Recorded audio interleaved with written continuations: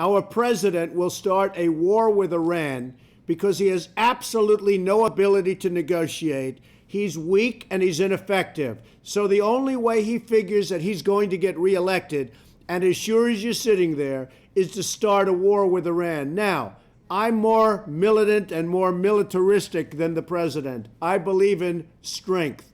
But to start a war in order to get elected, and I believe that's going to happen, would be an outrage. Iran can be taken down in many ways. Their population is in turmoil. They look at what's happening in Syria and other countries where it looked like it was an impossibility, and it looks like that one's going to collapse also. So Iran can be taken. I would never take the military card off the table. And it's possible that it'll have to be used because Iran cannot have nuclear weapons.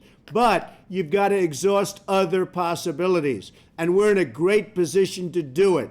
They know, or they at least must know, that they're in a little bit of heat because there's a lot of pressure to attack. This is a great time to negotiate. Unfortunately, we have a president that doesn't know the first thing about negotiation. We have a real problem in the White House. So I believe that he will attack Iran sometime prior to the election because he thinks that's the only way he can get elected.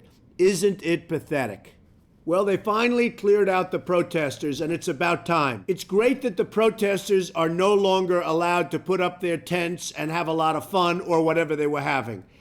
I don't mind protesting, but you know what? You have to have a point of view. You go down there, and they're basically protesting everything. They don't even know what they're protesting. Some of them are real people that have real and legitimate complaints. Others are down there for dating purposes, for having a good time, and maybe it's working. And then some are down there for bad reasons, for evil reasons. And they started getting more and more of them. So it's great that it got broken up.